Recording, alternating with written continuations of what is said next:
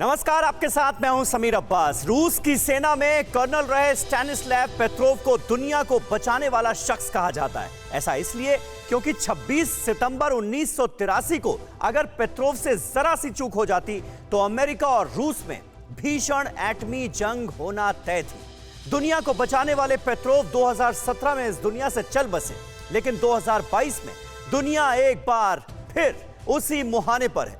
रूस और यूक्रेन की तनातनी बेहद खतरनाक लेवल तक जा पहुंची है। पेरिस में हुए समझौते के चंद घंटे बाद ही रूस के राष्ट्रपति व्लादिमीर पुतिन ने साफ कर दिया है कि वो अब पीछे हटने वाले नहीं हैं। वहीं अमेरिका ने यूक्रेन को अपनी सबसे घातक जैवलिन मिसाइलों की खेप सौंप दी है, जिसमें हर मिसाइल पर पुतिन का नाम लिखा गया है। सवाल यह है कि क्या दुनिया एक और त्रासदी के मुहाने पर है? सवाल यह भी है कि रूस और अमेरिका की अदावत की हमें क्यों परवाह जरूरी है? ये एक्सक्लूसिव रिपोर्ट देखिए।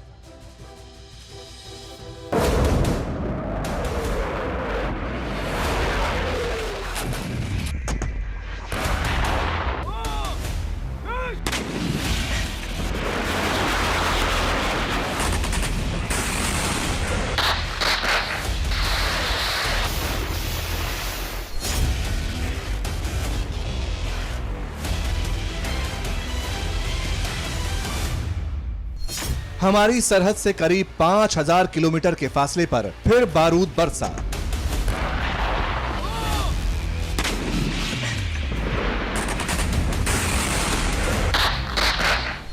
फिर एक मुल्क ने ताकत दिखाई और फिर से दुनिया जंग की आहट से घबराई।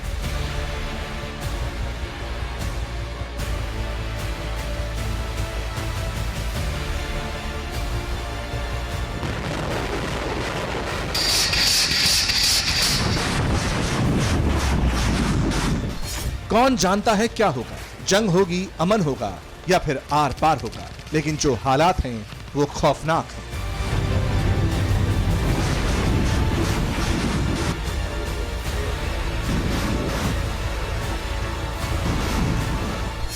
दो मुल्कों की फौज आमने सामने है। एक देश की सरहद दुनिया का सेंटर पॉइंट बन चुकी है, जहां हर बीतता दिन इस दहशत के साए में बीतता है कि ना जाने आसमान से कब बारूद बरस पड़े।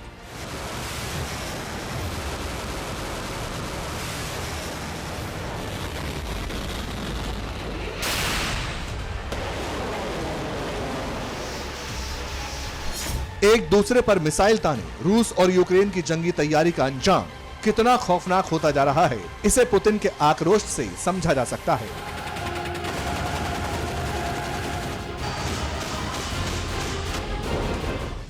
रूस ने एक बार फिर यूक्रेन बॉर्डर पर युद्धाभ्यास किया। एक्सरसाइज में रूस की तीनों फौज शामिल हुई। ड्रिल के दौरान रूस के मिसाइल सिस्टम ने भी ताकत दिखाई। यूक्रेन बॉर्डर पर रूस के फौजी जमावड़े के बाद से यह सबसे बड़ा युद्धाभ्यास था, वो भी तब जब पूरा इलाका बर्फ की मोटी चादर में सिमटा हुआ है।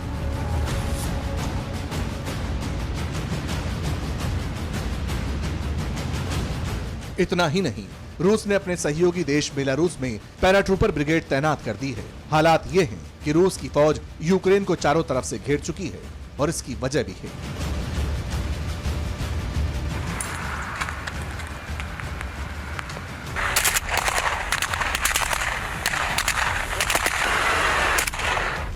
रूस और यूक्रेन के मुद्दे को लेकर पेरिस में अहम बैठक हुई। इस मीटिंग में जर्मनी और फ्रांस ने मध्यस्थता की। 8 घंटे की इस मुलाकात में सीज फायर पर सहमति बन गई। मीटिंग के बाद बयान में कहा गया कि दोनों पक्ष बिना शर्त सीज फायर के लिए तैयार हो गए हैं। इसके अलावा 2 हफ्ते बाद बर्लिन में इसी मुद्दे पर एक और बैठक होगी। लेकिन पेरिस में हुई इस मीटिंग को चंद घंटे भी नहीं बीते थे कि अमेरिका ने पुतिन का पारा फिर चढ़ा दिया। अमेरिका के प्रेसिडेंट जो बाइडेन से जब हालात पर सवाल पूछा गया तो क्या बोले, सुनते हैं।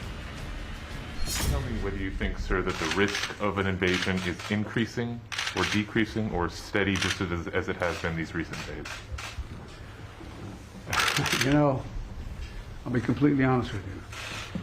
मैं आपको ईमानदारी से बताता हूँ, सामान्य तौर पर कोई और नेता होता तो अलग बात थी, लेकिन पुतिन लगातार बेलारूस और अपने पड़ोसी देशों की तरफ से सेना की तैनाती बढ़ा रहे हैं।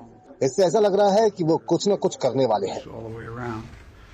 you'd say, well, that means that he is looking like he's going to do something. Biden ने साफ कर दिया कि वो किसी भी सूरत में रूस के राष्ट्रपति व्लादिमीर पुतिन की शर्त नहीं मानेंगी। तो दूसरी तरफ नाटो देशों ने भी रूस के साथ कोई भी समझौता करने से इनकार कर दिया है। We will uphold the principle of NATO's open door. हम नेटो की खुली नीति जारी रखेंगे। इसमें कोई बदलाव नहीं हुआ है और न ही भविष्य में होने वाला है। First of all, there is no change. There will be no change. America ने साफ कर दिया है कि रूस को नाटो की बात माननी ही पड़ेगी। अमेरिकी प्रेसिडेंट ने तो यहां तक कह दिया कि अगर रूस हमला करता है तो फिर पूरा रूस और यूक्रेन ही नहीं, पूरी दुनिया की तस्वीर बदल जाएगी।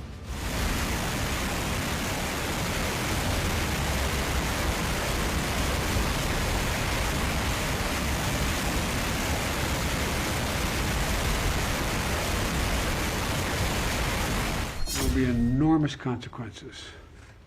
अगर रूस यूक्रेन पर हमला करता है, यूक्रेन पर कब्जा करता है, तो बहुत भयानक हालात होंगे। रूस के लिए आर्थिक और राजनीतिक तौर पर घातक तो होगा ही, बल्कि पूरी दुनिया इसकी चपेट में आएगी। दूसरे विश्व युद्ध के बाद ये फौज का सबसे बड़ा मूवमेंट होगा, जो पूरी दुनिया को बदल देगा। Consequences worldwide. This would be the largest, if he were to move in with all those forces, would be the largest invasion since World War II. It would change the world. Biden ने सिर्फ कहा ही नहीं, इसका इशारा भी दे दिया है। Putin की जिद से निपटने के लिए अमेरिका ने कैसी तैयारी कर ली है, उसकी तस्दीक ये तस्वीरें करती हैं।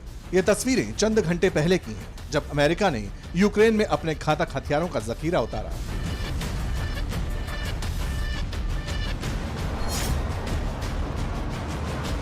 यूक्रेन और रूस में जंग के बढ़ते खतरे के बीच अमेरिका ने कीव को सैकड़ों की तादाद में जेवलिन और स्टिंगर मिसाइलें सौंप दी हैं। इन सभी अमेरिकी मिसाइलों पर रूसी राष्ट्रपति व्लादिमीर पुतिन का नाम छपा हुआ है।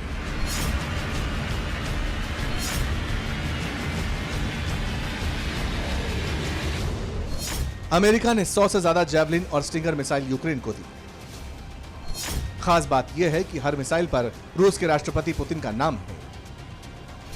अमेरिका 300 एंटी टैंक जेवलिन मिसाइलें भी यूक्रेन में भेज चुका है।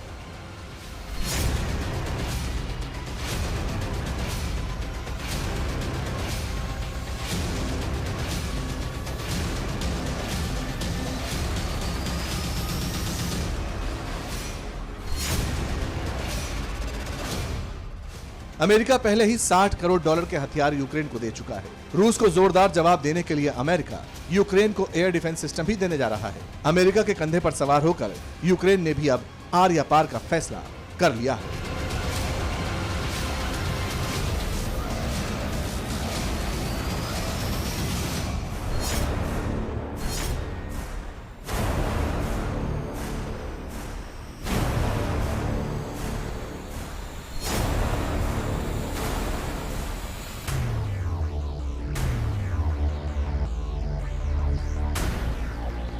यूक्रेन के राष्ट्रपति खुद बॉर्डर पर तैनात जवानों के बीच पहुंचे, रशिया के खिलाफ आखिरी सांस तक लड़ने का संकल्प लिया।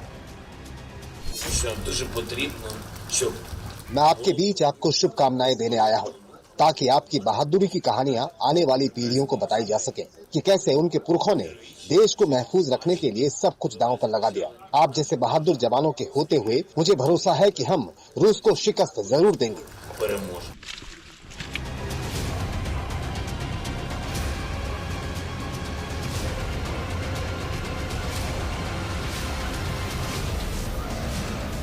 कभी रूसी विरासत का हिस्सा रहे यूक्रेन के फौजियों का ये दर्द लाजमी है, क्योंकि पुतिन की फौज के सामने यूक्रेन आटे में नमक के बराबर है। लेकिन अमेरिका से जेवलिन मिसाइलें मिलने के बाद यूक्रेन को खुद पर भरोसा होने लगा है। जेवलिन अमेरिका में बनी हुई एंटी टैंक मिसाइल है, जो इंफ्रारेड तकनीक से टारगेट को तबाह करती है। वहीं स्ट्रिंगर मिसाइल हवा में उड़ते लो फ्लाइंग ड्रोन और हेलीकॉप्टर को मार गिराने में सक्षम है। दोनों मिसाइलों को भी कंधे पर रखकर आसानी से फायर किया जा सकता है।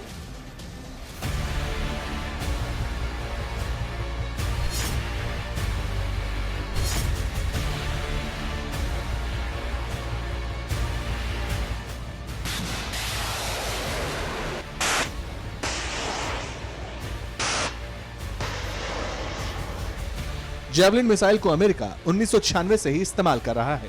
अमेरिकी सेना इस मिसाइल को अफगानिस्तान, इराक, सीरिया और लीबिया में इस्तेमाल कर चुकी है।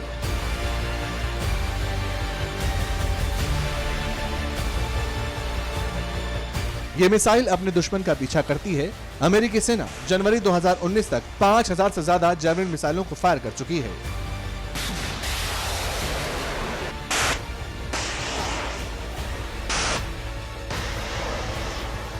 पूर्वी यूरोप के हालात ने दुनिया को डराया हुआ है। कहा जा रहा है कि रूस हमला जरूर करेगा, लेकिन जानकार कह रहे हैं कि जिस तरह रूस यूक्रेन पर गोले दाग रहा है, उससे युद्ध तो पहले ही शुरू हो चुका है। सवाल यह है कि क्या वाकई ऐसा है?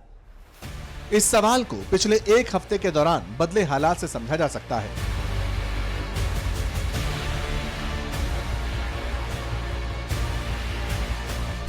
रशिया ने अपने सैनिकों की संख्या 1 लाख से ज्यादा बढ़ा दी है। अमेरिका के 8,500 सैनिक यूक्रेन कूच करने को तैयार हैं। ब्रिटेन ने यूक्रेन को अपने हथियार भेज दिए हैं। नीदरलैंड्स, स्पेन, बुल्गारिया के युद्धपोत पूर्वी यूरोप पहुंच चुके हैं।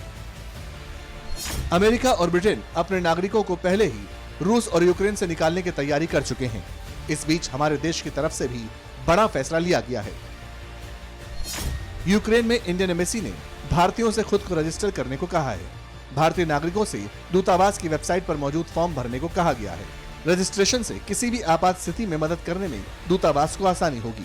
यूक्रेन में करीब 7,500 भारतीय रहते हैं। भारत की तरफ से अब तक यूक्रेन मामले पर कोई आधिकारिक बयान नहीं जारी किया गया है, लेकिन सरकार पूरे घटनाक्रम पर पैनी नजर बनाए हुए है। रूस और हमारी दोस्ती 7 दशक पुरानी है, तो अमेरिका से भी नाता नया नहीं है। ऐसे में रूस का साथ देने पर अमेरिका नाराज हो सकता है, तो अमेरिका का साथ देने पर रूस से रिश्तों पर असर पड़ सकता है। इन हालात में दोनों के टकराव में भारत खामोश रह सकता है। –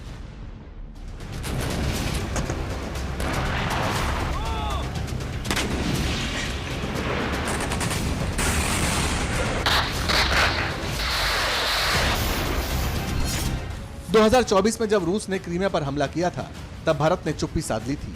हालांकि रूस ने इसे अपना मौन समर्थन माना था। इस बार भी ऐसा ही हो सकता है। पुतिन को अमेरिका, ब्रिटेन और ईयू के देशों से लगातार चेतावनी मिल रही है।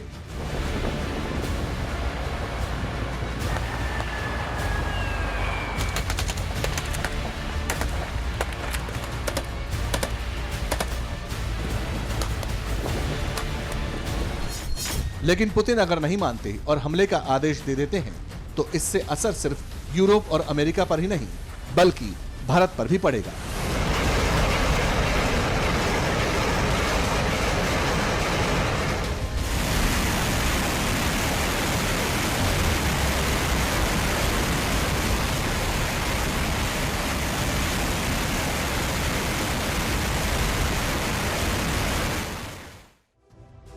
कोरोना धर्म नहीं देखता, जात नहीं देखता, अमीर गरीब ऊंच नीच नहीं देखता। कोरोना सिर्फ मौका देखता है, लेकिन आप उसे मौका मत दीजिए। बस इतना कीजिए, जब कभी दफ्तर से, बाजार से घर लौटिए, तो इतना ख्याल जरूर रखिए, कहीं आपके साथ कोरोना आपके घर तो नहीं जा रहा। भूलिए मत, कोरोना अभी जिंदा है।